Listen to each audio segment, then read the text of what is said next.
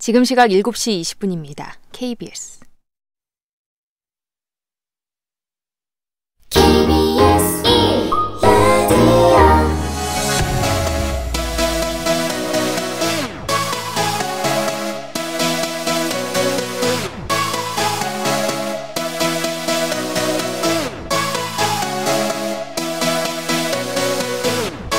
KBS 열린 토론.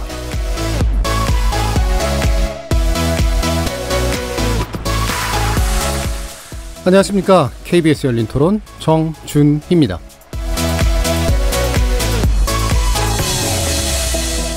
KBS 열린 토론 매주 월요일은 정치의 재구성으로 만납니다. 어제 일본 참의원 선거 결과 자민공명 연립정부 차원의 과반 의석은 얻었지만 개헌 발의선 확보에는 실패했습니다. 참의원 선거를 통해 소기의 목적을 완전히 달성하지는 못한 아베 정부가 우리나라를 향해 과연 어떤 추가 행동을 보일지 궁금합니다. 다른 한편 지난주 대통령과 5당 대표가 만나서 초당적 대응을 약속을 했는데요. 국회는 서로 탓을 하면서 친일 프레임 설전만 벌이고 있는 중입니다. 추경은 물론 법안 하나 통과시키지 못하고 끝난 6월 국회에 이어서 7월 국회 역시 제대로 굴러갈지 회의적인 전망이 나오기도 하는데요. 정치의 재구성에서 이후의 전국 진단해 봅니다. KBS 열린 토론은 여러분과 함께 만듭니다. 문자로 참여하실 분은 샵 9730으로 의견 남겨주십시오. 단문은 50원, 장문은 100원의 정보 이용료가 붙습니다. KBS 모바일 콩, 트위터 계정 KBS 오픈을 통해서도 무료로 참여하실 수 있습니다. 청취자 여러분이 KBS 열린 토론의 주인공입니다. 날카로운 의견과 뜨거운 참여 기다리겠습니다. KBS 열린 토론 지금부터 출발하겠습니다. 살아있습니다. 토론이 살아있습니다. 살아있는 토론, KBS 열린 토론. 토론은 라디오가 진짜입니다. 진짜 토론, KBS 열린 토론.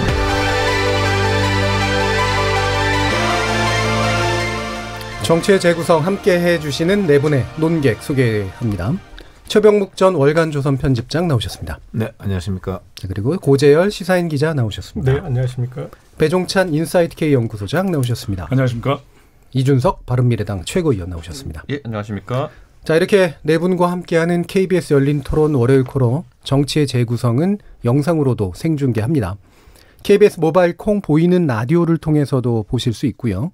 KBS 모바일 어플리케이션인 마이케이에 접속하시거나 유튜브에 들어가셔서 KBS 1라디오 또는 KBS 열린 토론을 검색하시면 지금 바로 저희들이 토론하는 모습 영상으로 보실 수 있습니다.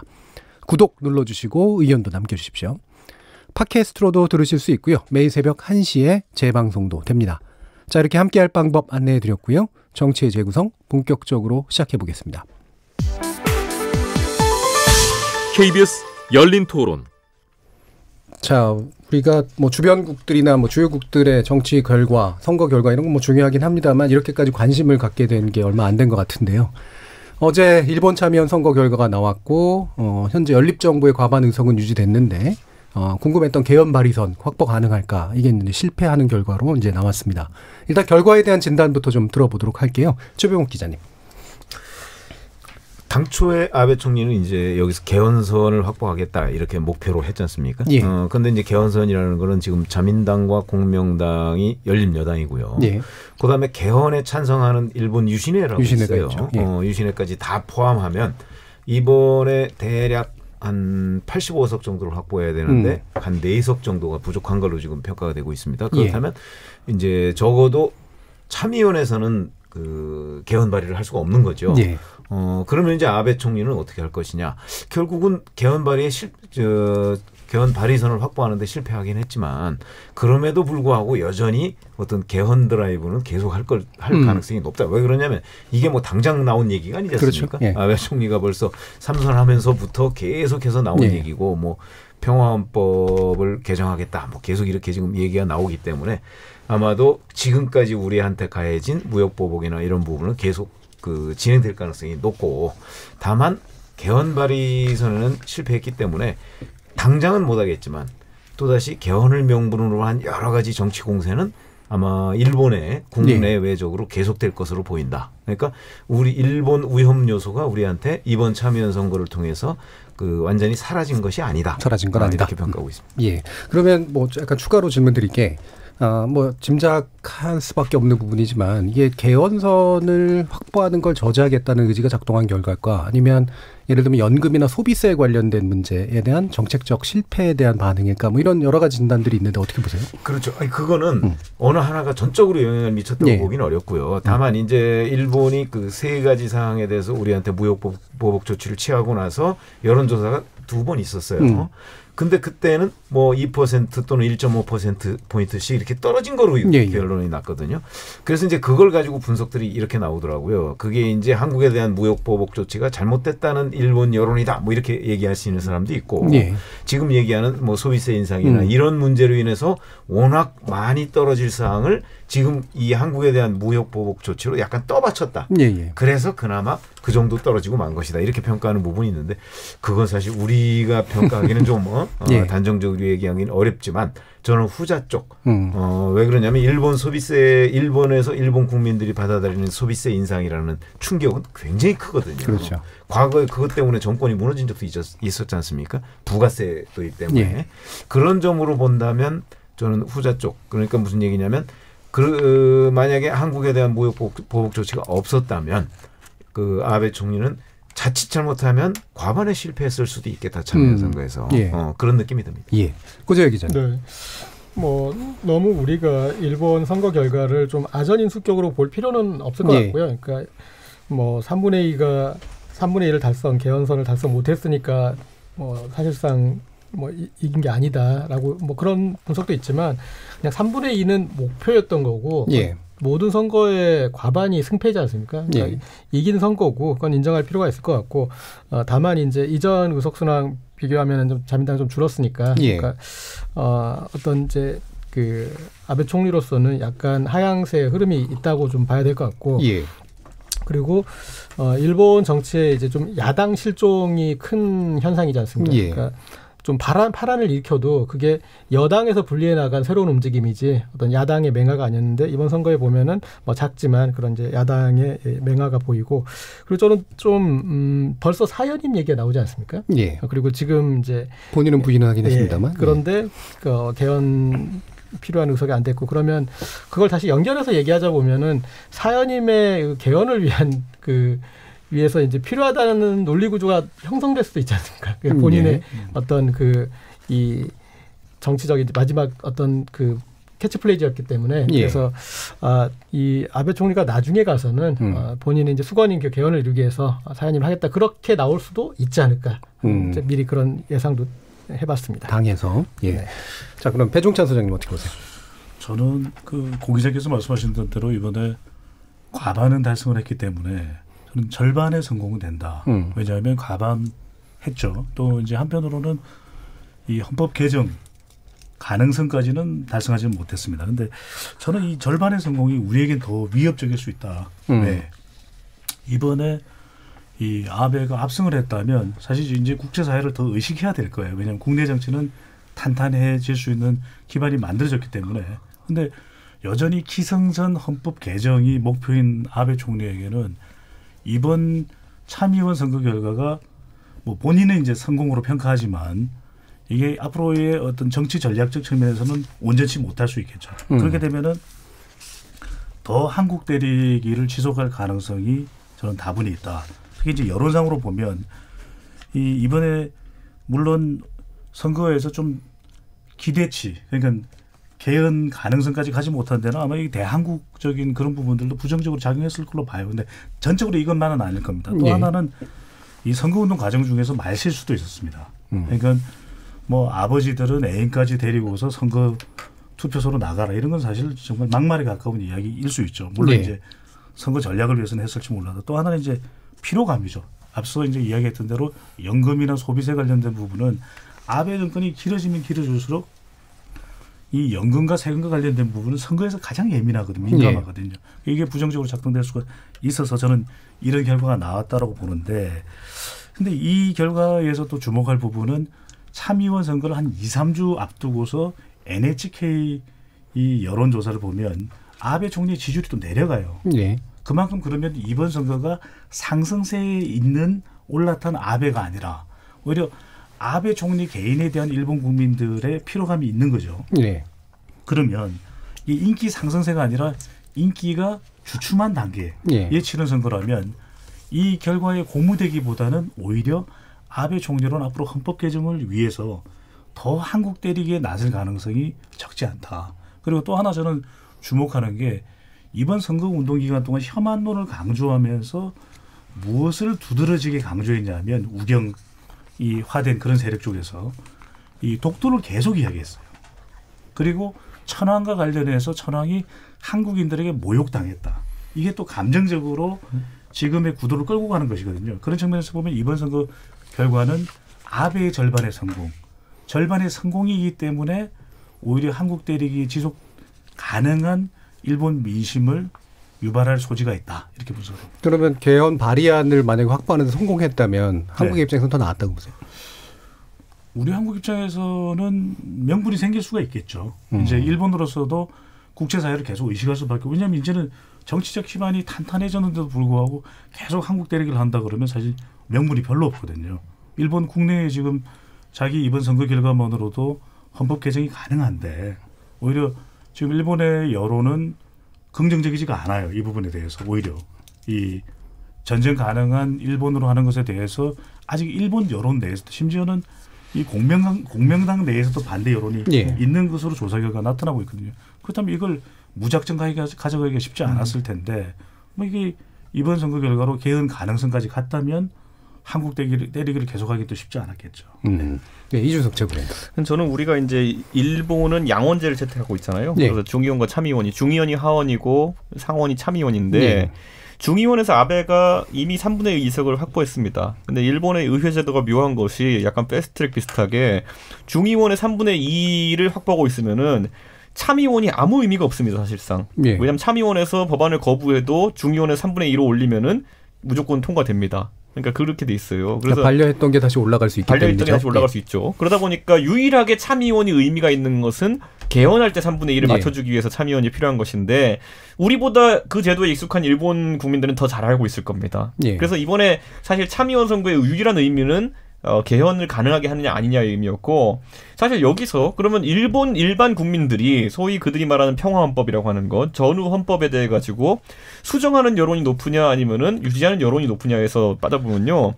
뭐 일본 것도 여론조사 다 요소 읊어야 되는지 모르겠지만은 그 3월 4월 실시한 여론조사에 따르면은 헌법 구조 그러니까 자위대 존재에 대해 가지고 그런 부분에 대해 가지고 바꾸지 않는 편이 64 그러니까 바꾸는 편이 좋다가 28이니까요. 절대적으로 바꾸지 않는 걸 좋아해요. 왜냐하면 전쟁하기 싫어하는 국민들이 대부분이기 때문에 그 아픔을 겪었기 때문에 그럼에도 불구하고 이번에 과반의 어쨌든 그 결과를 얻었다는 것은 사실상 아베 입장에서는 한국 때리기 전략에 대해 가지고 자기는 또 성공했다고 여길 수도 있는 부분이 있어요. 그러니까 그렇기 때문에 저는 아까 배종찬 소장님 말씀대로 이것이 앞으로 일본의 어쨌든 뭐 극우화 또는 또 일본의 한국 때리기 이런 행보에 뭐 잠깐의 멈춤 순간이 될지 아니면 더 가속화되는 순간이 될지는 좀 더 지켜봐야 된다. 왜냐하면은 선거 직후에 아베가 내놓은 발언이라는 것은 사실 강경론에 가까운 것이거든요. 그것이 이제 협상을 하기 전에 전술적으로 나온 강경 발언인지는 모르겠으나 적어도 기조가 빨리 변할 분위기는 아니다라는 걸 느낄 수 있었습니다. 그래서 저는 우리 국민들이 이제 그 사실 이 외교 문제를 대처한 데 있어가지고 사실 초기에 정부 측에서도 뭐 선거가 끝나면은 자연스럽게 해소될 것이다 같은 좀 희망적인 그런 관측들이 나왔지만은 항상 우리는 최악을 대비해야 되는 것이기 때문에 조금 더 담담하게 대비해야 되지 않을까 생각합니다.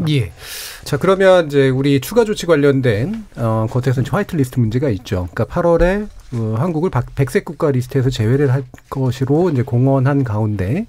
이게 이제 정말로 실행될 것인가라는 부분에 대한 어떤 판단도 좀 필요할 것 같은데요. 이 부분에 대해서는 어떻게들 보시나요? 최근에 그렇죠. 그거는 이제 여러 가지 절차가 있어요. 우선 이제 뭐 우리 정부는 이제 보복조치 철회하는 촉구 결의안을 내겠다. 뭐 이렇게 해서 이제 지금 대응책을 마련하는 상태이지만 일본에서는 이제 화이트리스트에서 제외하려면 법령을 바꿔야 되잖아요. 그 법령을 바꾸려면 의견 수렴 기간이 있어야 되는 것이고 그 의견 수렴 기간이 24일까지라고 그러죠. 그렇게 되면 이제 그걸 가기에서 논의를 해야 되는데 언제 열 것인지는 아직 결정이 안 됐다고 해요. 예. 그러나 뭐 그거는 이제 시간 문제일 것으로 보이고 대략 우리가 지금 예상컨대는 뭐 8월 한 중하순 정도면 화이트리스트에서 제외하는 조치가 나오지 않을까 이렇게 예상이 되는데 그렇다면 참의원 선거에서 그 뭐 3분의 2가 확보가 안 됐다고 그래서 그러면 화이트리스트에서 제외하는 걸 중단할 것이냐? 제가 보기엔 별로 그래 보이진 않아요. 예. 이제 제가 아까 그 말씀드린 것의 연장선상에서 아베 총리는 아마 그 한국 대륙이나 또는 한국 무역 보복 문제를 계속 지속할 가능성이 저는 훨씬 많다고 생각하거든요. 예. 그렇다면 적어도 화이트리스트 제외까지는 아베 총리가 끌고 갈 것이다. 그러면 이제 그 다음에 또 무슨 문제가 있느냐? 지금은 3가지에 관해서만 그 무역 보복을 하고 있잖아요. 예. 그러면 그거 플러스 화이트리스트 제외 플러스 또 다른 무언가를 할 것이냐 하는 부분인데 그것까지는 아마 이제 시간이 좀 있으니까 예.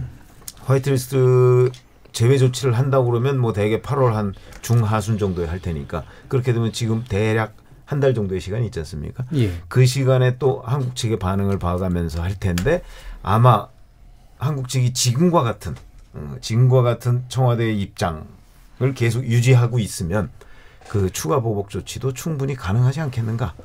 이렇게 대비를 해야 되겠다는 생각 듭니다. 예, 뭐 한국 정부가 뭔가 의미 있는 답안을 가지고 오지 않으면 움직이지 않겠다. 뭐 이런 지금 태도가 있죠. 그거는 예. 이제 지금 아베 총리가 뭐 참의원 선거 끝난 직후에 한 예. 얘기고, 그건 이제 무슨 얘기냐면 소위 강제징용 문제에 관한 대법원 판결. 그러니까 그거는 이제 더 거슬러 올라가면 1965년 한일 청구권 협정 예. 문제에 관한 해석을 어떻게 하느냐 하는 문제를 한국 정부가 어떤 입장을 가지고 있느냐는 걸 지금 일본하고 협상하자는 거 아니겠습니까?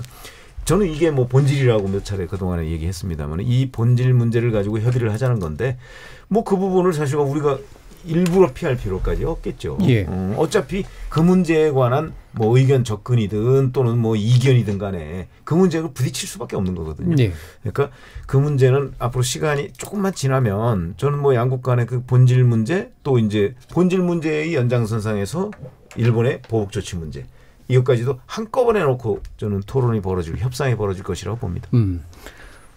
예. 네, 저는 이제 뭐 기본적으로는 그런 이제 화이트리스트 제외까지 가는 그 긴장을 에스컬레이트하는 그런 뭐 기조는 유지될 것 같은데 일종의 살라미 전술이라고 해야 될까 좀 이렇게 좀 다지면서 가는 그런 모습이 예. 있지 않을까. 그래서 어떤 걸 다지는 거죠? 이제 계속 이거를 업그레이드 시키려고 시비를 걸면서 이렇게 그렇게 가는 방향보다는 계속 아니 우리는 맞는 입장을 얘기한 거고 한국 입장이 틀린 거 아니냐. 그리고 한국이 저렇게 답변을 안 하지 않느냐. 뭐 이런 식으로 계속 문제 제기를 하면서 조금 어떤 의미에서는 좀 시간 끌기처럼 그러니까 짧은 시간에 계속 긴장을 고조시키는 스타일로 가지는 않을 것 같고요. 그러니까 그런 단계를 약간씩 상향시키는 그런 명분을 축적시키면서 그리고 뭐 조금 이제 우리 역사를 거슬러 올라가 보면 임진왜란 때 일본군이 좀 당황했던 것 중에 하나가 의병의 그런 대규모 참전이라고 생각했잖아요. 정규군끼리 이렇게 하면은 끝나는 줄 알았는데 그런데 이제 그런 의병 참전이 있으면서 이제 어떤 보급로의 지장이나 이런 부분이 상당히 있어서 영향을 끼쳤는데 이번에도 이제 한국 국민들의 그런 여러 가지 불매운동이나 이런 부분들이 분명히 영향을 끼치고 있고 좀 더 확산되고 있지 않습니까? 그러니까 그런 부분들에 대해서도 좀 감안해야 될 그런 요소도 있어서 일본 정부가 이게 긴장을 그런 식으로 좀 막무가내식으로 함부로 이렇게 끌어올리는 그런 스타일로 가지는 좀 않지 않겠나. 일순간에 완전한 어떤 대립으로 가지는 않을 거다. 이런 생각이신 거죠? 뭐 하나하나 단계를 거칠 때 바로바로 그렇게 딱딱딱 올라가는 그런 형태로는 좀 아니지 않을까 싶습니다. 예. 배종찬 선생. 근데 일본 국민 여론이 저는 중요한 것 같아요. 이번 참여연 선거의 경우에도 과반 이상을 달성했거든요. 어쨌거나 저쨌거나 뭐 아베 총리가 개헌 가능성까지는 확보하지 못했다 하더라도 이번 선거 결과를 보면 분명히 좋은 성적표를 받아들였다라고 평가를 받을 겁니다. 그렇다면 적어도 이 아베 총리의 대한반도 관계, 특히 한국과의 관계에 있어서 이런 경제 도발 이런 부분은 사실 비판을 받아야 되거든요.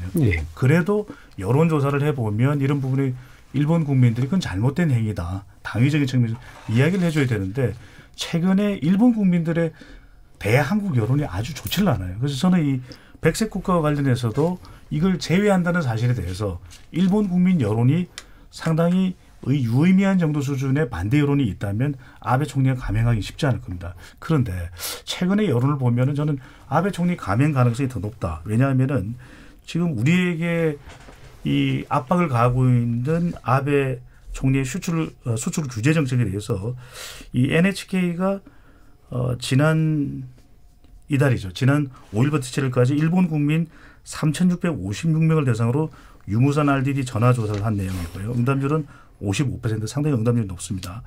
관련 사항은 이 내용에 대해서 보도한 기사를 참조하면 되는데 이 적절한 대응이었다. 대한국 수출 규제가 45%, 부적절했다가 9%. 물론 일본 국민들도 이 부분에 대해서 이 판단 유보를 한 비율도 적지는 않습니다. 어느 쪽이라 말할 수 없다가 또 37%인데 이들이 이 아베 총리가 잘못됐다 이렇게 돌아서 준다면 상당히 우리에게는 우호적일 거예요. 근데 지금 현재의 이 여론조사 결과를 액면 그대로 받아들인다면 아베 총리는 한국에 대한 압박이 오히려 일본 국민들의 힘을 얻고 있다. 이렇게 본다면 저는 이 백색 국가 제외를 감행할 여지가 상당히 크다. 왜? 국민으로부터 지지를 받거든요. 그렇다면 몇 가지 이 연장선상에서 본인이 달성할 것이 있는 것. 첫 번째로는 이 당내 정치상 사선 연임을 시도해 볼 수가 있는 것이고 또 하나는 이 헌법 개정이 국민 여론에 앞서 이준석 최고가 이야기했던 대로 나쁜데 한국 압박하는 여론은 나쁘지 않단 말이거든요. 이걸 통해서 다른 도발적인 시도를 할 가능성을 배제할 수 없다. 왜? 헌법 개정에 대한 국민 여론을 끌어올리기 위해서 제가 아까 말씀드렸듯이 독도 관련된 부분을 계속해서 지금 부각시키고 있다는 것이고요. 또 마지막으로는 대미 관계인데 미국하고의 관계에 있어서도 지금 오히려 이런 관계에서 미국의 관심을 더 받고 있다. 이렇다면 아베 총리가 이건 정말 있어서는 안 되는 일이고 우리 국민에서는 이해가 안 되는 일이지만 이 여론상 일본 국민의 여론상 본다면 감행할 여지가 있다. 이렇게 봅니다. 약간 곁다리긴 하지만 NHK 출구조사 틀렸잖아요. 어떻게 보세요? 출구조사는 저는 그렇습니다. 이게 우리나라하고 방법 자체는 다른데 이건 길게 할 이야기는 아니고 출구조사를 얼마만큼 이 많은 투표소에서 출구조사를 하느냐가 중요한데 일본의 경우에는 사실 이게 참고적인 상황이거든요. 예. 그러다 보니까 뭐 충분히 제가 보기에는 투표소를 잘 배분해서 이게 대표성 있는 조사를 하지 못한 것 아닌가. 영국도 좀 사실 그런 측면이 있고요. 그런 면에서는 출구조사는 우리가 앞서 있네요. 특히 KBS 출구조사는. 네. 예, 이준석 전. 네. 저는 앞으로 대응하는 과정에서 우리가 이제 뭐 일본이 그러면은 뭐 예를 들어 미국과의 공조를 어떻게 풀어나갈까 있어가지고 예. 어느 정도 치밀하게 준비해왔다라는 느낌이 드는 지점들이 있습니다. 그래서 저는 이게 지속될 수도 있다는 생각을 하고 있는 것이 과거에 우리 이제 기억할 겁니다. 그 조선총도 부시고 이래가지고 김영삼 정부 지지율 엄청나게 높았었고 예. 그 이후로도 강력한 대일 기조를 가져갔었죠. 일본의 버르장머리를 고쳐놓겠다라고 이제 장저민 주석이랑 같이 그때 이야기하고 이랬던 거 다 기억나실 텐데 그 상황 뒤에 이제 일본의 이제 단기 자금 융통 같은 거에 대장성에서 미국한테 가서 얘기해라 이렇게 얘기하는 것 이면에는 미국과 일본 간에 어느 정도 암묵적 합의가 있었을 것이다. 그래서 IMF 때 단기 우리 외채 위기가 왔었다라고 분석하는 이론이 지배적인데 사실 그 안에서 똑같은 틀에서 보면요. 이번에 저는 계속 의심했던 게 왜 반도체를 골랐을까? 그러니까 한국의 산업에 있어서 가장 아픈 지점이 반도체이긴 하지만은 다른 업종을 고를 수도 있었는데 예를 들면 왜 반도체? 예를 들어 뭐 다른 뭐 자동차 부품 같은 경우도 아직 100% 국산화된 게 아닙니다. 그런데 왜 반도체 골랐을까 해서 최근에 물론 이제 D램과 낸드 플래시 이런 것들에 우리 강점이 있지만은 그리고 이번에 문제가 된 요소들은 그거 외에도 다른 소재들에도 문제가 갔지만은 D램 가격이 급격히 상승하고 있습니다. 왜냐하면 어쨌든 불확실성이 상승하고 있기 때문인데 이것에 따른 이득을 보는 업체는 1등이 삼성전자고 2등이 하이닉스이기 때문에 3등인 마이크론이 많이 가져가게 됩니다. 예. 그래서 마이크론 반도체라는 것은 미국 회사인데 특수성이 뭐냐면 과거 이제 2012년에 일본은 엘피다 반도체를 인수하면서 일본에도 이 공장이 있습니다. 예. 그래서 이 상황에서 우리 기억나실 겁니다. 지난 한 2년간 한국이 D램이나 낸드 플래시를 통해 가지고 삼성전자 같은 경우에는 뭐 20조씩 분기당 이익 나고 이런 적도 있었거든요. 예. 근데 이 이익이 반도체라는 건 굉장히 규격 물품이기 때문에 곧바로 이제 그 수입 대체선이 그쪽으로 마이크론 쪽으로 가게 되면은 실질적으로 상당한 이득을 보게 됩니다. 그렇게 좀 통상 관련해가지고 미국 같은 경우에는 여기서 한국의 반도체가 솔직히 타격을 입는다 하더라도 뭐 거기 이제 한국 정부에서 솔직히 경고하기로는 HP나 델이나 아니면 애플 같은 그 메모리 반도체를 사용하는 곳들에서 뭐 가격 상승 요인이 있을 수 있다. 그렇기 때문에 미국도 피해가 있을 수 있다라고 주장하지만은 반대로 반도체 가격이라는 거는 굉장히 수요 공급에 따른 가격 차이가 심하기 때문에 미국에 상당한 반사이익을 보는 업체도 존재합니다. 그래서 저는 이런 부분 같은 게 상당히 이제 미국과 일본 간의 공감대 또는 조율이 되어 있다고 한다면은 저는 미국이 지금 보면은 사실 우리 정부에서는 미국에 상당한 구애를 했지만 트럼프 대통령이 대답한 건 뭐냐면은 아베까지 나에게 도움을 요청하면 중재를 하겠다라는 상당히 뭐 거부 의사에 가까운 답변을 내놨거든요. 그게 사실은 조금 암묵적으로 동의가 된 부분 아니면 조율된 부분이 있는 것이 아닌가. 그렇다면 그 정도로 준비해놓고 이 전쟁을 벌였다면은 저는 상당히 이제 지속될 가능성이 있다. 왜냐면 아까 말했듯이 선거용이라는 것은 우리도 선거용 멘트를 많이 합니다만은 실질적인 준비를 거의 수반하지 않습니다. 거의 구호에 그치고 선거 끝나면 눈 녹듯이 사라지는 경우가 많거든요. 근데 이번에는 상당한 준비를 했다는 게 저는 약간 깨림칙하기 때문에 선거용 보호만은 아닌 것 같은데 왜 또 일각에서는 그러니까 이 기회를 타고 중국의 반도체 산업이 올라오는 걸 미국이 경계할 거다라는 얘기는 있던데 어떻게 보세요? 저는 근데 그 부분에 있어가지고는 솔직히 말하면 기술 격차라는 것이 존재하기 때문에 과연 그것이 아까 말했듯이 1등은 삼성전자, 2등은 하이닉스, 3등은 마이크론, 그 일본 엘피다 반도체를 인수한 마이크론이기 때문에 그 안에서 가장 먼저 반사이익을 볼 것은 미국이고 기술 격차가 아직까지 중국 업체들 존재하는 상황 속에서 미국이 중국을 고려해가지고 그렇게 움직일 것이다. 저는 그거는 또 하나의 비약이 될 수 있다 이런 생각합니다. 자 그러면 고조영 기자. 좀 반도체 이 산업의 좀 특성을 좀 감안을 해야 될 것 같은데요. 제가 이제 전문가들한테 들어보니까, 그러니까 일본이 지금 이제 카드로 쓴 것이, 그러니까 우리가 극복 못할 이제 그런 지점이냐, 그게 이제 전제가 돼야지 이제 이런 생각을 할 수 있는데, 그러니까 반도체 전문가들의 분석은 뭐냐면, 그런 이제 그 소재를 대체를 할 수 있는데 반도체 산업 특성이 있어서.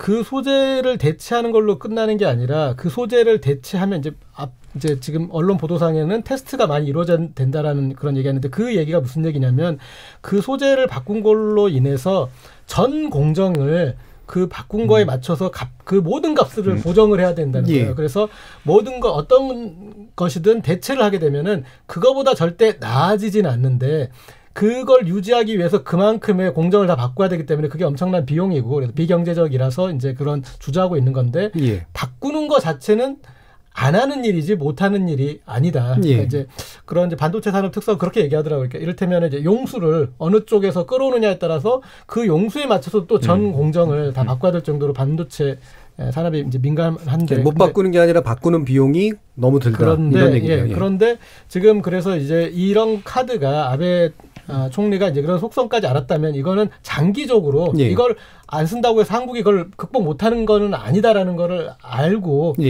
했을 텐데 그래서 이제 이런 이제 이걸로 영향이 끼치느냐 그러니까 뭐 아베 총리가 이런 사안을 디테일하게 몰랐을 수도 있지만 이제 이런 속성이 있어서 이거는 이제 어떤 단기적인 어떤 카드지 그게 장기적으로 했을 때는 분명하게 일본 국내 산업이 대체된다라는 것들을 이제 일본 정부도 이제는 파악을 했을 것이다 보고 있더라고요. 그런데 이제 제가 약간 부연하자면은 우리가 이제 뭐 솔직히 횟집에 가도 회 뜨시는 분이 광어 한 마리를 놓고 이걸 떴을 때 사실 살을 얼마나 알뜰하게 발라내느냐를 갖고 수율이라고 보통 이야기하는데 반도체도 지금 보면 솔직히 한 판을 떴을 때 아까 말했던 수많은 변수 때문에 수율이 초기에는 안정화 단계가 필요하다는 거죠. 근데 그게 과연 우리가 감내할 수 있는 것이냐 아니면 감내할 의지가 있느냐에 따라 가지고 대처가 달라질 텐데 우선은 반도체 업체들은 지금 나오는 것만 봐도 하이닉스 최태원 회장도 그렇고 이재용 부회장도 그렇고 사실 그걸 감내하고 싶지 않아 하는 것은 많거든요. 왜냐하면 그게 기업에는 상당한 부담이기도 하고 사실 그 공급선이라는 것이 아까 말했던 안정화에 걸린 기간이 최하 지금 4개월에서 6개월이라고 이제 이야기 안 하고 있는 상황 속에서 그 부분을 일본이 노린 측면이 있고 사실 대만 지진 때도 한번 이렇게 가격이 출렁였습니다. 근데 그 지진 뒤에도 다시 수율을 안정화하는데 상당한 시간이 걸렸거든요. 그래서 저는 이 부분은 상당히 아픈 부분인 건 맞다 이렇게 봅니다. 알겠습니다. 이 반도체 산업 관련해서는 사실 그 열린 토론 수요일 날 집중 토론을 예정하고 있기 때문에 아주 전문이 아닌 분들의 얘기는 더 이상 듣지 않습니다. 근데 전문가의 얘기를 전했을 뿐입니다. 우리가 뭐 반도 모르는 내용이니까요. 근데 지금 농담하신 거죠.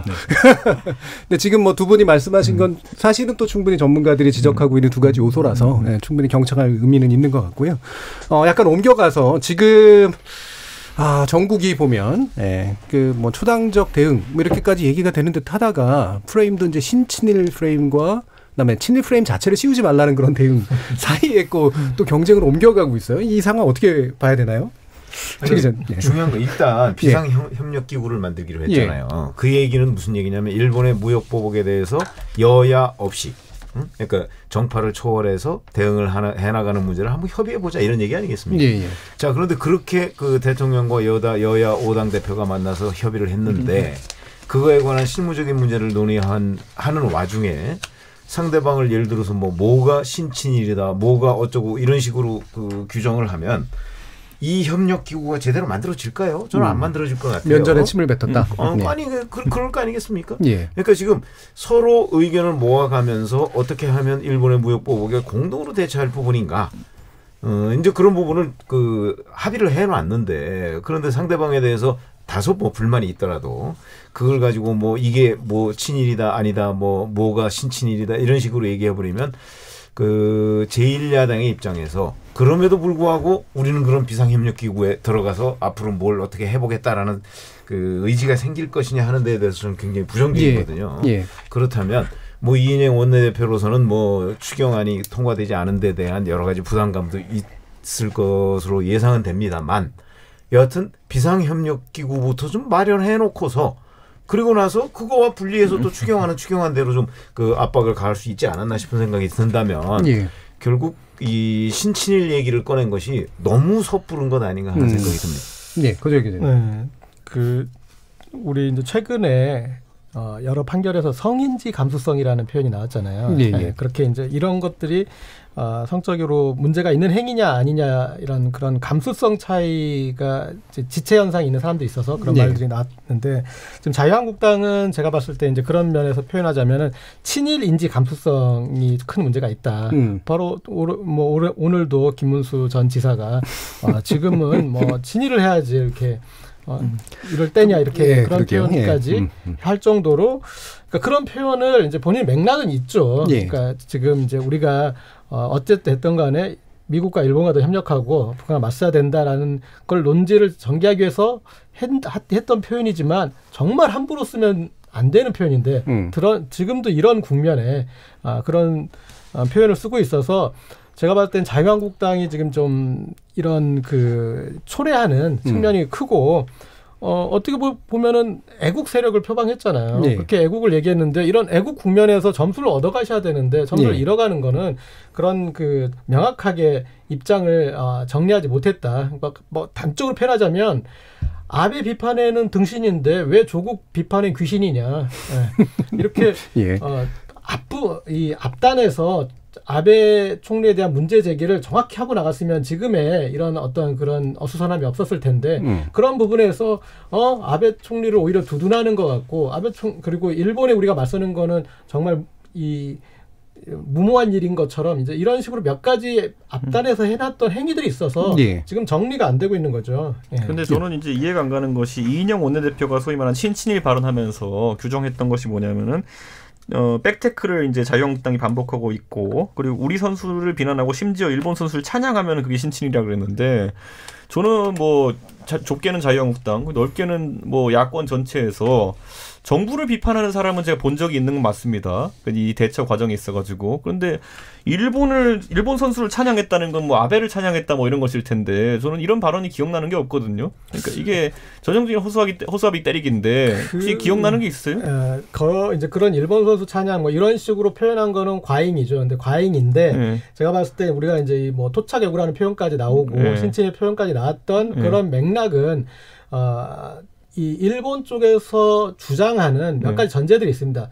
배상은 1965년 한일 협정으로 끝난 것이다. 그다음에 그리고 또 여러 가지 이제 그런 판단의 전제들. 대한민국은 일본 없으면 안 된다. 일본은 오히려 고마워야 된다. 그리고 일본에 맞서는 일은 자살행위다. 그러니까 몇 가지 이런 논리를 그대로 받아들이는 것들, 그것들을 이제 보면 어떻게 보면 이제 신친일의 맥락으로 볼 수 있는 거죠. 방금은 말씀하신 일본에 고마워했다 같은 걸 정치인이 발언한 적이 있어요? 인터넷 썰 같은 거 말고.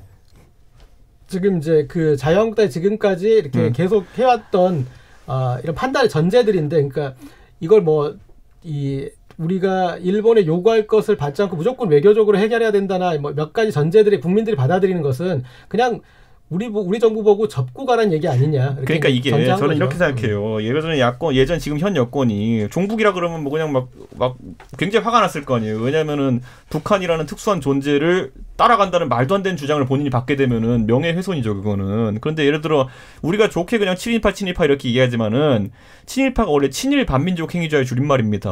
그러니까 당신들이 이렇게 하면 친일 반민족 행위야라고 주장하려고 하면은 상당한 수준의 그런 어떤 반민족 행위를 해야 되는 것인데 그거 없이 그냥 뭐 일본 정부와 논리가 비슷하다? 그런데 그게 정확히 어떤 발언인지도 모르겠고 뭐 이런 식으로 간다면은 솔직히 아까 고 기자님 언급하신 것처럼 이 신친인 발언은 좀 사족에 해당하는 부분이 아니었을까. 근데 그런 건 있지 않을까. 제가 반론은 펴려고 그러는 건 아니고 네. 아마 이제 고재혁 기자님 같은 경우에는 형 정부를 비판하는 것의 배후 논리가 그쪽하고 되게 유사하다라고 이제 보신 것 같은데 지금 이제 그 말씀 중에 보면 현재 이 애국주의 뭐가 뭐 옳은 건지 안 좋은지는 모르겠습니다만 이것을 충분히 동원할 수 있고 같이 갈 수 있는 상황에서 그 전국을 충분히 그걸 쓰지 못하고 있다라는 얘기들은 맞는 것 같거든요. 어떻게 보세요? 저는 그러니까 그 애국이라는 가치는 예를 들어 뭐 위정척사파가 그럼 조선시대 구한말에 애국이었는지 뭐 대원군이 애국이었는지 아니면은 뭐 개화파가 애국이었는지는 그 당시의 시점의 관점이랑 나중에 또 보면 어떤 게 옳았는지 이런 건 다릅니다. 아까 제가 얘기했지만은 김영삼 대통령이 그때 온 국민이 참 듣기 좋아했고 통쾌하게 생각했던 일본의 버르장머리 발언 했어야 되는지 안 했어야 되는지는 그 당시엔 압도적 지지를 받았죠. 지지율이 80%까지 갔으니까. 근데 지금 와서 보면은 그게 꼭 필요한 발언이었는가 이거 볼 수 있는 거죠. 이명박 대통령이 독도해가지고 한 거 우리 국민 누구나 통쾌했죠. 근데 그게 한일 관계에 다소 좀 무리를 줄 수도 있었다라는 생각을 할 수 있죠 나중에. 근데 이 모든 발언을 나중에 통칭해가지고 그럼 이명박 대통령까지 같이 독도에 쫓기 입고 안 가면은 무조건 그러면 친일이냐? 그거에 반대하면 친일이냐? 그거는 진영을 막론하고 그렇게 단순히 이제 단죄할 사안이 아니고 아까 말했듯이 그 단순히 일본의 논리를 차용한다와 너는 친일파다는 굉장히 다른 얘기입니다. 일본의 주장과 근접하다와 친일은 굉장히 다른 얘기인 게 친일은 친일 반민족 행위자예요. 근데 제가 말했듯이 이 부분의 경제 보복에 대해 가지고 그것이 불합리한 것이 하더라도 대응하는 과정에 강온 전략에 대해 가지고 강 전략이면은 애국이고 온 전략이면은 친일 반민족 행위자다라고 하는 것은 그거야말로 굉장히 이분법적이죠. 뭐 간단하게만 그 차이를 얘기하면 이제 이명박근혜 시절에 그 동안에 그런 이제 이용했던 코드는 그런 외교를 철저하게 국내 정치에 이용했던 그런 이제 좀 나쁜 전례고 지금은 그걸 이용하기 위해서 우리가 상황을 발생시킨 게 아니라 상황에 대해서 국가적으로 대응하고 있는 전시의 뭐 어떻게 경제 전쟁의 전시의 그런 상황이고 그런 상황에서 거기에 이 어떤 국론을 좀 모아서 적극적으로 대처해야 되는 그런 상황에서 거기에 이 납득할 수 있는 어떤 그런 이 유화책이나 아니면 받아들일 수 있는 그런 온건책이 아니라 그런 식으로 현 정부 트집 잡기 그런 그리고 또 무조건적인 그런 이 뭐 일본에 좀 굴종을 해야 되는 그런 상황에서 외교적 해결만 얘기하는 여러 가지 그런 코너로 모는 그런 것들에 대해서 국민들이 그걸 그 진정성 있게 바라보지 않는 거죠 지금 현상은. 아니 그러니까 제가 그걸 구체적으로 요구하는 게 예를 들어 지금 자유한국당에서도 그렇고 바른미래당에서도 그렇고 제가 나온 발언들 공식 발언 다 모아 보니까 최대 한계선이 뭐냐면은 온건파라고 하는 사람들 최대 한계선이 뭐냐면은 특사를 파견하십시오예요 보면 대통령께서. 그런데 이게 과연 그러면은 아까 말했듯이 친일 반민족 행위인지. 여기 지금 김문수 전 지사 그냥 지금은 친일을 해야지라고 이렇게 명시적으로 얘기하잖아요. 그게 어떻게 당 공식 입장입니까? 김문수 지사가 지금 아니, 당의 공식 입장이라 정치인들 그러니까 보수 정치인들이 지금 이런 얘기를 하고 있다는 거죠. 예, 일단 끊고요. 그렇게 따지면 뭐 죽창이 무슨 여권의 공식 입장입니까? 당의 공식 입장 가지고 지금까지 정치적으로 우리가 얘기하는 정치인은 공적인 자리 가서 하는 것 그리고 공적인 플랫폼에 가서 얘기하는 것 다 그 정치인을 대변하는 거죠. 저는 일단 한마디만 좀 짧게 제가 짧게 말씀드리겠습니다. 근데 김문수 지사가 얘기한 전 지사가 얘기한 뭐 친일, 친미, 그다음에 뭐 이런저런 얘기들 거기에 이제 친북도 나옵니다. 그거는 한번 별도로 토론을 해보세요. 그거 여기서 지금은 친일할 때다 하는 거 그 문장 하나만 딱 떼서 지금 얘기할 수 있는 상황이 아닙니다. 그 김문수 전 지사 얘기도. 저는 우리가 이렇게 내부적으로 겪는 갈등을 일본 아베 총리가 가장 바라는 상황이 아닌지 모르겠어요. 이게 그러니까 저는 이게 누구누구의 잘잘못을 따지기 이전에 근본적으로 우리 국민들은 굉장히 감정이 격화되어 있습니다. 아베의 경제 도발은 잘못되어 있다. 그래서 불매운동도 우리 국민이 자발적으로 나선 것인지 누가 사실 부추겼다고 보기는 힘들거든요. 지금의 우리 국민들의 민도가 누가 이걸 부추긴다고 해서 독려한다고 해서 할 수 있는 사안은 아닌데, 근데 한편으로는 오히려 이제 이 정부나 정치권의 대응을 보면 굉장히 한심하다. 왜냐하면은 사실 이걸 좀 더 이성을 찾고 우리의 대응은 이성을 찾아서 우리가 무엇을 가져가야 될지, 그러니까 사실은 반일이냐 친일이냐의 이분법적 구조가 아니라 일본의 이런 경제 도발에 대해서 우리가 잘 대응을 해서 국제사회에서 우리의 명분을 더 우세하게 또 우리가 그 길을 할 수 있는 계기를 만드는 게 중요한 거 아니겠습니까? 그런데 저는 이게 자꾸 나오는 여론상으로도 우리 국민들이 그런 부분들에 대해서는 긍정적으로 받아들일 수 없는 것이, 가령 정부에서의 대응을 지금 필요하다. 그럼 사실 힘을 실어줘야 되는 것이고, 또 야당에서도 정부의 대응에 대해서 합리적이고 이성적인 의견이 나온다면 그 부분은 또 받아들일 부분이 있다고 봐요. 예. 지금 정치권에서 한쪽을 친일로 한쪽을 반일로 이 몰고 가는 구도는 저는 옳지 못하다고 보고, 국민들도 국민들이지만 이런 모습은 일본에게 굉장히 유리할 수밖에 없는 것이죠. 일본이 이런 상황을 보면서 한국은 정치적으로 상당히 갈등을 겪고 있구나. 우리가 생각한 그 이상의 이 간접적 효과까지 거두고 있네. 우왕좌왕한 모습. 저는 이건 안 된다는 거죠. 왜냐하면 애국이라는 것은 우리 국민들이 관련된 뭐 태극기나 국가와 관련된 걸 보면 아주 기본적인 것이거든요. 애국은 기본적인데 대응 방법에 따라서 생각이 가지각색일 수가 있겠죠. 하지만 그 부분에 대해서 야당이 됐든 혹은 또 여당이 됐든 그 의견이 지금 부적합하다면 그 부분에 대해서는 그건 지금 적합한 방법이 아니다. 이렇게 이야기를 나갈 사안이지, 그것을 지금 친일이다 반일이다라는 기준으로 가져간다는 것 자체가 저는 오히려 부적절하다. 저는 그 맥락에서 정치권의 반응을 또는 정부의 반응을 대비해서 보여주자면은 지금 아까 말했던 뭐 야당이 그럼 어떤 대응을 했느냐. 하태경 의원 아마 기억나실 겁니다. 그 수출 규제에 대해 가지고 뭐 실제로 전략 물자를 유출했던 것은 일본이다라는 걸 밝혀가지고 국민들한테 상당히 이제 좋은 평가를 받았었는데, 그게 야당이 하고 있었고요. 그 시기에 여당은 뭐 하고 있었냐면은 의병 죽창이에요. 거기다 이순신 씨는 서희 이거예요. 그것도 좀 단순한 얘기 같은데. 단순한 수밖에 없는, 기억나는 게 없잖아요. 논리적 대응을 한 게 뭐가 있습니까? 지금 여당이, 정부가. 그러니까 대부분 국민들에게 행동 지침을 내리고 이렇게 해주십시오 하는 것인데, 우리는 기억합니다. 정부가 앞장서서 국민을 지켜주기 위해 존재하는 것이지, 정부가 무엇을 한 다음에 국민들한테 의병을 일으켜달라고 했는지 나중에 다 곰곰이 씹어볼 겁니다. 제가 단순하다고 말씀드리긴 편하려고 한 게 아니라 하태경 의원의 반응이 야당 전체를 대표할 수 없고 그다음에 죽창 발언이 정부 전체를 대표할 수 없잖아요. 저는 근데 이제 거기에서 제가 말하는 게 뭐냐면은, 반대로 정부 측에서 그럼 하태경 의원처럼 논리적으로 접근해가지고 외교적 갈등에 대처한 사례가 지금 나오는지, 저는 오히려 제가 굳이 얘기하자면요, 그 최고 책임자, 지금 외교의 최고 책임자로 있는 한 인물이 곧 외교부 장관 하마평에 올리는 분이 뭐 정한론의 거주인 요시다 쇼인 뭐 이야기하고 이래가지고 스텝이 꼬이면 꼬였지, 저는 이번 상황에서 정부가 뭘 대처해서 긍정적인 평가를 할 만한 부분이 야당에서 없으면은 야당은 비판할 수밖에 없는 겁니다. 아니 이게 문제가 뭐냐면, 사실 국민들은 약간 좀 감정적으로 나갈 수도 있어요. 그렇다고 봅니다. 왜냐하면 그게 한일 관계라는 거의 특수성이고, 꼭 우리 국민만 그런 것도 아니에요. 일본 국민도 그런 점이 있고. 그런 문제는 이 문제를 풀어가고 이 문제에 대응해야 되는 책임자들이 있잖아요. 그 최고 책임자라고 그러면 결국 문재인 대통령이고, 문재인 대통령을 보좌하는 뭐 조국 민정수석이나 강기정 정무수석이나 아니면 정의용 안보실장이나 뭐 이런 사람들이 이제 문재인 대통령을 보좌해서 이 문제를, 이 파고를 넘어야 되는 거 아니겠어요. 그러니까 국민들이 생각하는 약간은 감정적일 수도 있는 국민들의 그 입장과 이 문제를 해결해야 되는 사람들의 입장은 달라야 된다고 생각을 하거든요. 공직자로서의 책임감도 있잖아요. 자, 그러면 지금 과연 조국 민정수석이 뭐 엊그제, 그리고 오늘은 뭐 바로 보니까 무슨 또 일본주의의 정체인가 뭐 하는 책을 가지고 나왔더라고요. 근데 예를 들어서 그런 식의 뭐 죽창가를 올리고 뭐 무슨 뭐 일본의 무슨 정체 같은 책을 공식 회의에 가지고 오고 하면서 하는 것이 과연 그러면 이 문제를 해결해 나가는 공직자의 자세냐 하는 문제 우리가 지적하지 않을 수가 없다는 거죠.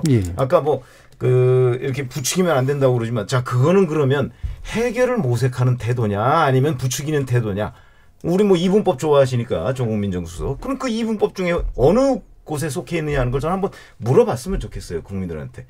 조국 민정수석이 지금 하는 것이 해결해 나가려는 자세냐 아니면 부추기려는 자세냐 하는 거를 뭐 여론조사를 하든지 뭐 하든지 토론을 하든지 한번 했으면 좋겠다는 얘기를 말씀드립니다. 예, 고재혁 기자님.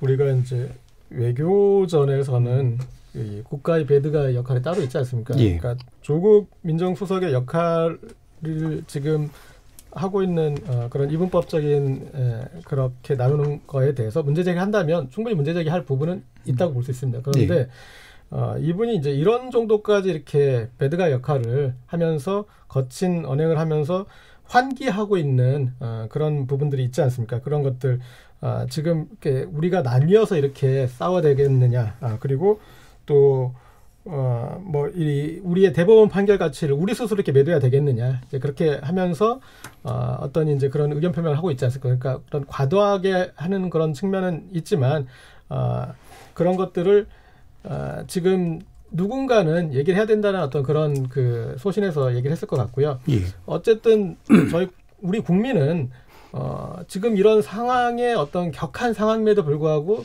냉정을 유지하고 있는 거 아닌가? 이를테면은 중국에서 이런 이제 일본 불매운동이나 이런 거 벌어질 때 엄청난 어떤 그런 폭력성도 보였었고, 예. 그리고 또 어떤 충분히 이제 이 정도 상황이면은 그 반감 때문에 혐일로 갈 수 있는데 그거보다는 그냥 실력 행사. 우리는 그냥 안 쓰고 안 가겠다. 예. 그 다음에 그 뒤에 이제 뭐 우리가 일본인들에서 뭐 비아냥 거리거나 아니면 최근에 어떤 그 일본에서 대형 화재 사건이 있었는데 그걸 가지고 뭐 잘 됐다는 그런 말을 하는 게 없지 않습니까? 그러니까 그런 이제 그 냉정을 유지하고 있는 가운데 그런 이제 그 조국 수석처럼 그렇게 거친 어떤 표현을 하는 그런 분들도 나올 수 있다. 일본에서도 지금 뭐 고노 외상이나 그런 사람들이 이렇게 그런 역할이 있지 않습니까? 그래서 예.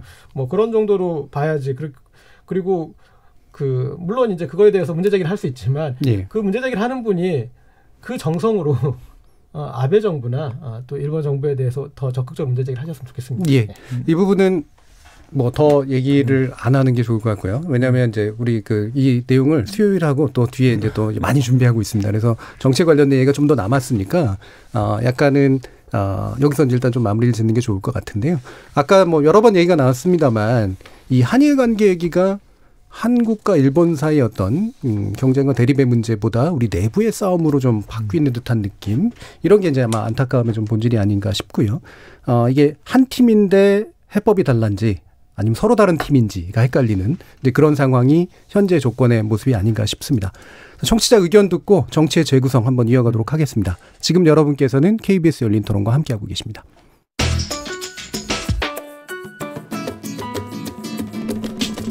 묻는다, 듣는다, 통한다. KBS 열린 토론. 듣고 계신 청취자 여러분 감사드립니다. 들으면서 답답한 부분은 없으신가요? 궁금한 점은요? 그렇다면 함께 토론에 참여하시죠. 유료 문자 샵 9730을 이용하시면 됩니다. 단문은 50원, 장문은 100원의 정보 이용료가 있습니다. 스마트폰 어플리케이션 KBS 모바일 콩을 통해서도 무료로 참여하실 수 있습니다. KBS 열린 토론은 언제나 열려 있습니다. 듣고 계신 KBS 열린 토론은 매일 밤 1시에 재방송됩니다. 자, 그러면 토론이 진행되는 동안 청취자 여러분들께서 보내주신 의견 들어보겠습니다. 정의진 문자캐스터. 네, 안녕하십니까. 문자캐스터 정의진입니다. 청취자 여러분이 보내주신 문자 소개해드리겠습니다. 먼저 유튜브로 탕탕이 낙지님. 한일 청구권 협정에 대해 우리 정부가 일본과 협의를 할 필요가 있나요? 개인 배상권은 살아있다는 걸 일본 정부도 인정한 것인데요 해주셨고요. 7847님. 경제 침략이지 왜 보복인가요? 콩으로 신창근님. 일본이 이런 식으로 나오는 이유 중에 하나는 우리 경제가 그만큼 성장했다는 반증이자 위기의식을 느껴 각종 이유를 들어 견제하고자 하는 측면도 있기 때문에 특정 품목에 대한 의존도를 줄이고 국산화에 매진해야 합니다.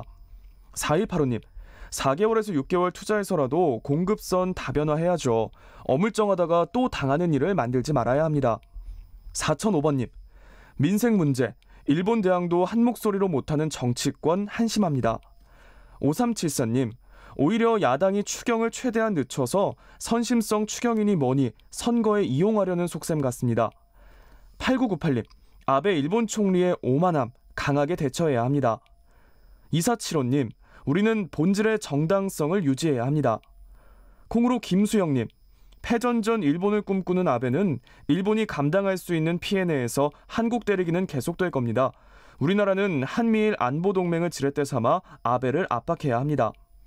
8186님, 요즘 참 정치하는 사람들 왜 이렇게 함께하는 것이 어렵답니까? 좀 잘해봅시다 라고 보내주셨네요.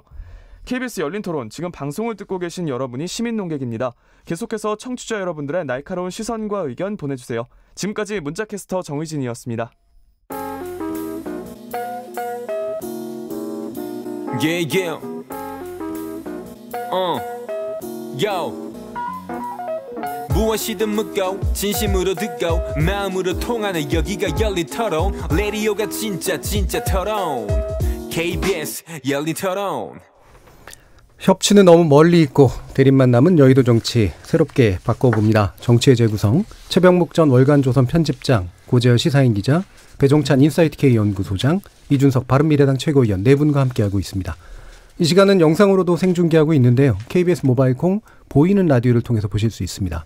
그리고 유튜브에 들어가셔서 KBS 1라디오 또는 KBS 언론토론을 검색하시면 지금 바로 저희들이 토론하는 모습 영상으로 보실 수 있습니다. 자, 이제 국회 문제로 좀 더 들어가 보려고 하는데요. 지금 오늘 오전에 3당 교섭단체 원내대표들이 문희상 국회의장 주재로 만났는데 합의에는 실패했습니다. 다른 한편 이제 국회 외교통일위원회에서는 일본의 수출 규제 조치 철회를 촉구하는 결의안은 또 의결이 됐고요.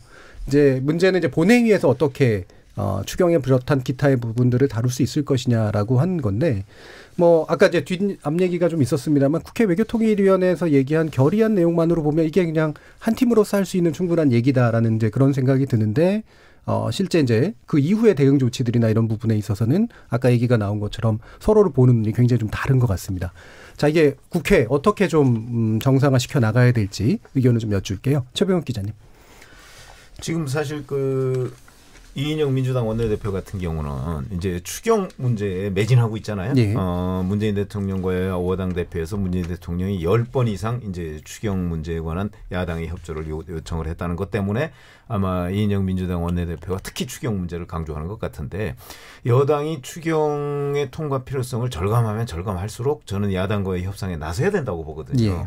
아까 잠깐 말씀드렸던 뭐 야당을 친일로 규정한다든가 하면은 야당이 이거에 협조하기 어려운 분위기가 만들어져요. 네. 왜냐하면 뭐 거의 하나의 벽을 쌓는 거 아니겠습니까? 그런 점에서 보면 메시지 관리가 좀 적절하지 않다는 측면 하나 하고, 그다음에 야당에서 요구하는 거는 이제 그 삼척 목선 사건에 대한 국정조사, 네. 정경두 국방장관에 대한 해임 건의안 표결, 뭐 이런 문제 아니겠습니까? 물론 이 양측에서 지금 이제 서로 평행선을 달리고 있어요.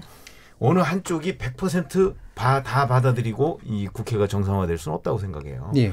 이 사이가 굉장히 굉장히 먼 듯해 보이지만 서로 그 얘기를 나눠보면 뭐 방법은 여러 가지가 있어요, 사실은. 예. 제가 맨날 얘기하지만 진짜 10가지 이상 방법이 있어요. 그 중간중간에. 합의문 쓰는 방식부터. 그럼요. 예. 표현을 어떻게 하느냐. 예. 뭐 예를 들어서 지금 결과적으로 붙어 있는 게 뭐 본회의를 하루 하느냐 이틀 하느냐 이거 아니겠습니까? 예. 뭐 하루를 하면은 뭐 정경두 국방장관 해임안 건의안은 뭐 표결을 못 하는 거죠. 예. 그러나 이틀을 하고서도 표결을 안 하는 방법도 있을 것이고. 예. 그다음에 이제 여당 입장에서 본다면 법료가 사실 사당이잖아요. 예. 사당을 잘 그 사당하고의 협의를 해서 자유한국당을 압박하는 방법도 있고.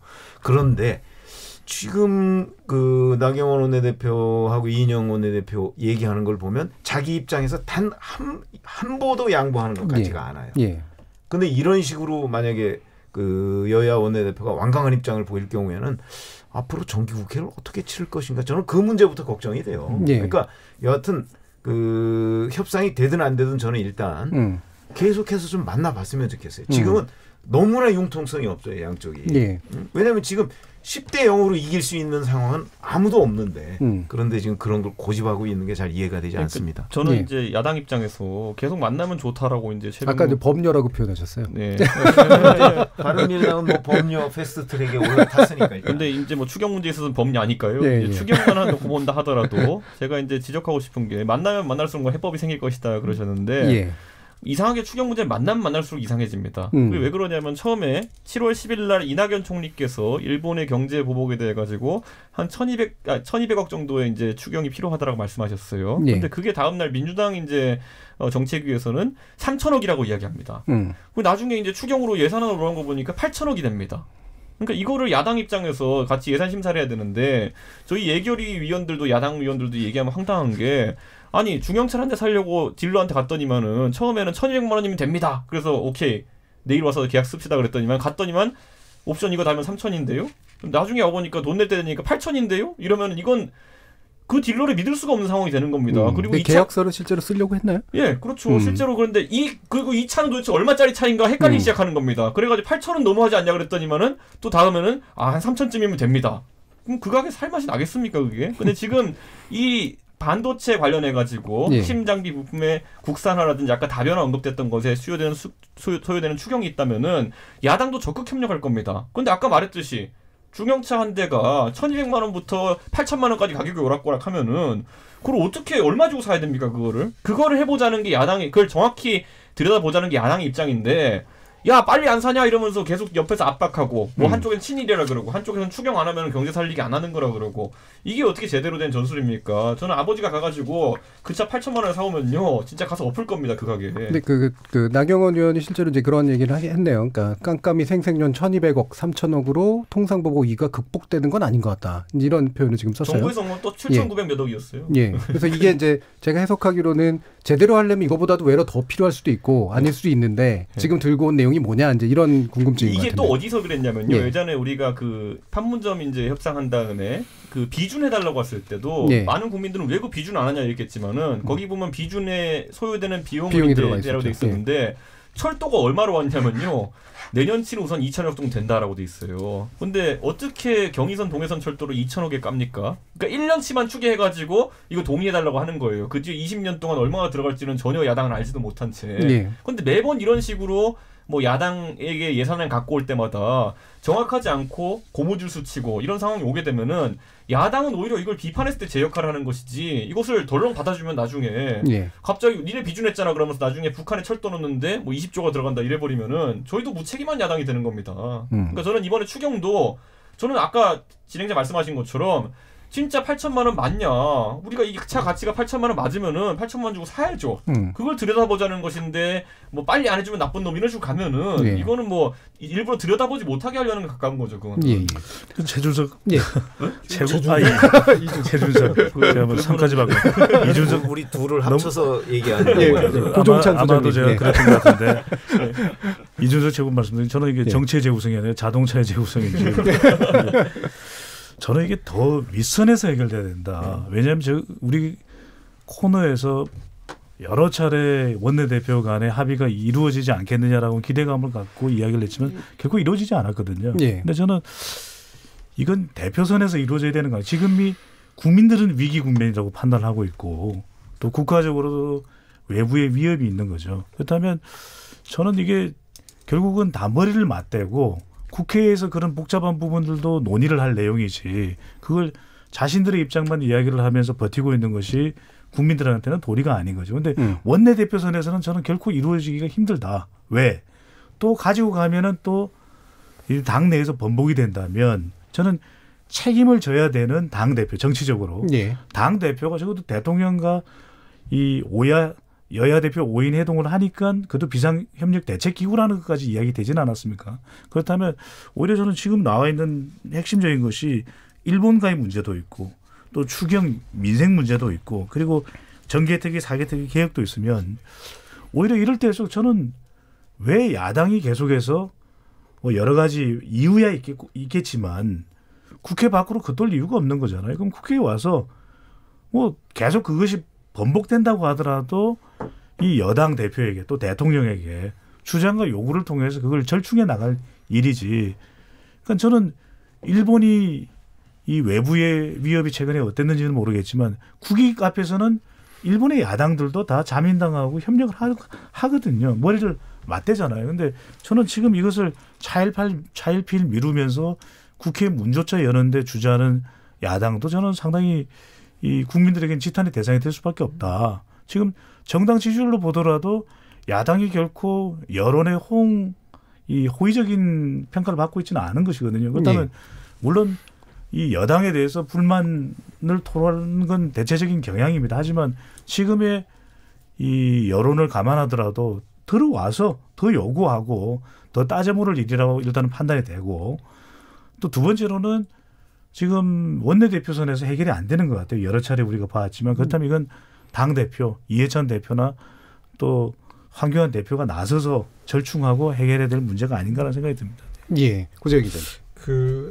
이제 상황을 인식하는 그런 방식이 이인영 원내대표와 나경원 원내대표가 너무 다른 것 같아요. 예. 그러니까 이인영 원내대표는 지금까지 이렇게 이 지나온 것이 이미 다 이제 다 뭐 여론을 통해서 승부는 나지 않았느냐.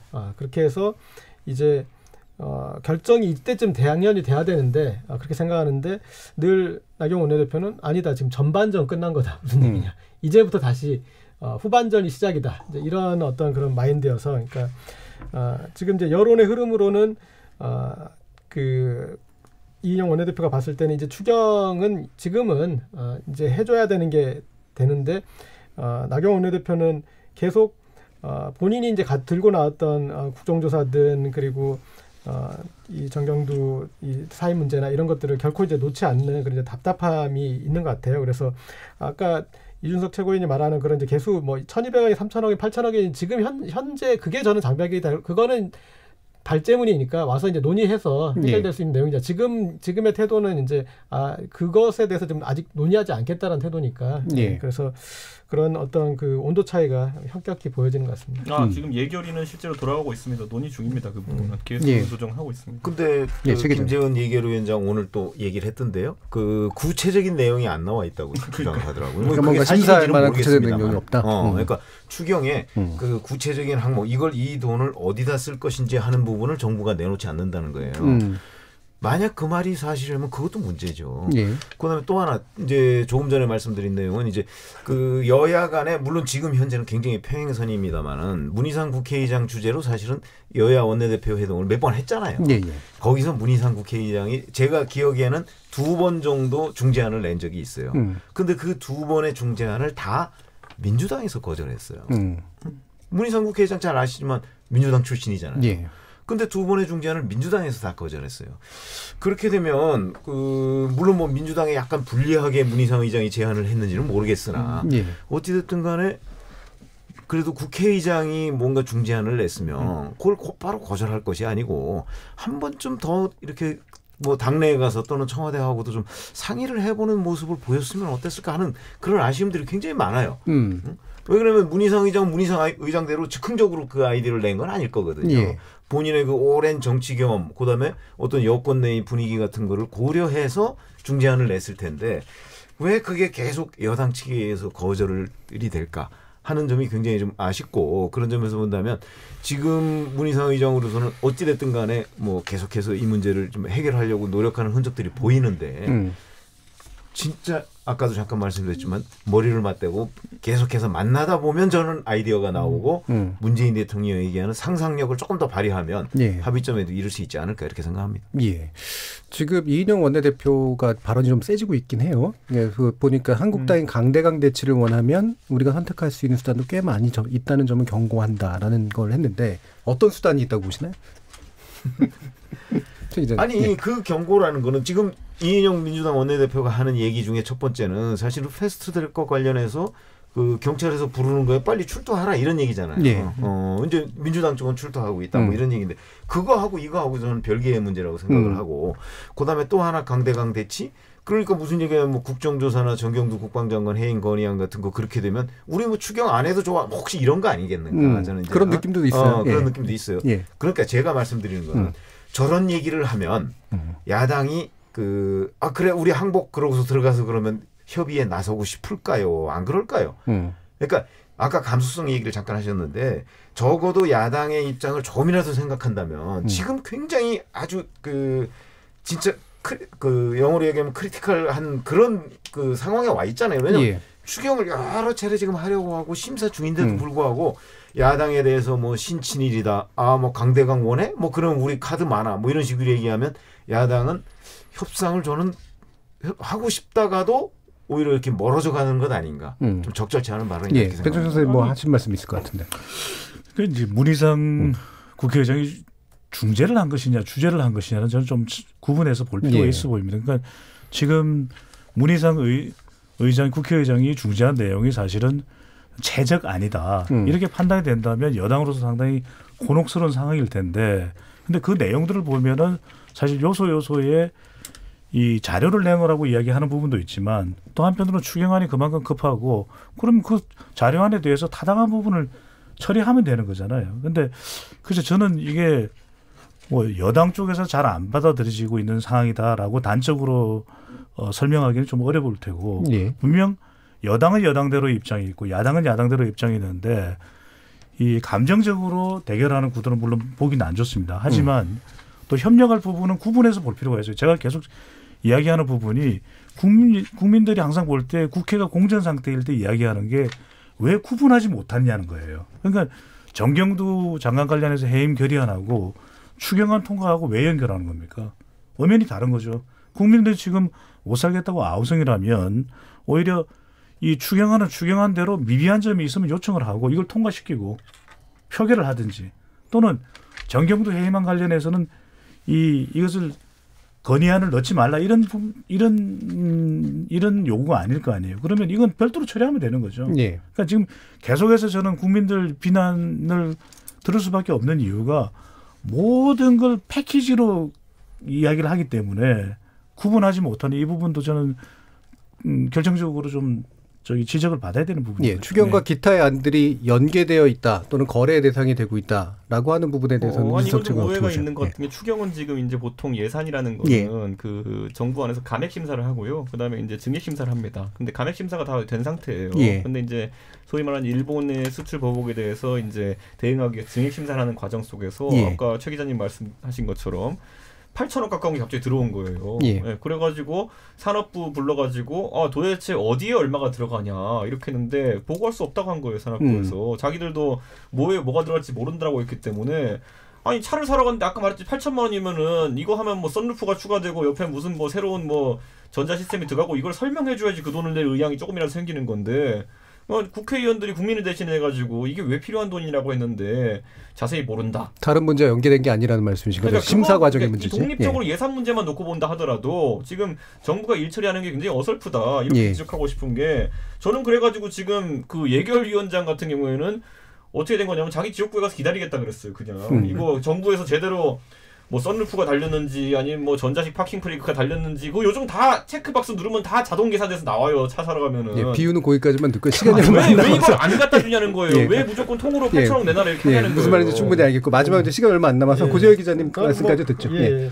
그러니까 그동안 계속 이 나경원 원내대표가 어떤 이제 협상에 계속 새로운 숙제를 많이 들고 왔잖아요. 예. 그래서 뭐 국정조사, 뭐 회의만 이렇게 들고 왔는데 어떻게 보면 이인영 원내대표가 이제 그런 나경원 원내대표와 어떤 그 기싸움 와중에 지금 이제 여론을 등에 업고 그리고 그 여론은 야당 편이 자유한국당 편이 아니고 시간은 우리 편이다 이제 그런 것을 업고 어떻게 보면 선제적 조치를 한 거죠. 그러니까 예. 지금 이제 마지막 단계 가서 또 새로운 거 가지고 또 하나 이 연계해서 내 가지고 이걸 또 혼란시키지 말라라는 그런 차원에서 먼저 선제적 조치를 했다고도 볼 수 있을 것 같습니다. 예, 알겠습니다. 예, 정치의 재구성, 7월 국회를 위한 해법 그리고 한일 관계를 풀 해법을 둘러싸고 확실히 여러 가지 생각의 차이 같은 것들이 좀 확인이 되고 있는 것 같습니다. 그래서 내일부터 이틀간 KBS 열린 토론은 이 위기 국면에 접어들고 있는 한일 관계를 여러 가지 시점에서 보는 그런 자리를 마련하는데요. 내일은 호사카 유지 교수를 비롯해서 전직 외교관, 역사학자, 일본 전문가를 모시고 한일 관계에 관련된 논의를 해볼 거고요. 그리고 수요일 날은 경제 전문가, 반도체 기술 전문가들을 모시고 반도체 자립화의 문제, 그다음에 기타 무역 조치에 관련된 것들에 대한 공격에 관련된 것들에 대한 한국의 대응 방법 같은 것들을 논의해 보려고 합니다. 오늘 KBS 열린 토론 월요일 코너 정치의 재구성은 이렇게 마무리하겠고요. 토론에 함께해 주신 네 분께 진심으로 감사드립니다. 저는 내일 저녁 7시 20분에 다시 찾아뵙겠습니다. 지금까지 KBS 열린 토론 정준이었습니다.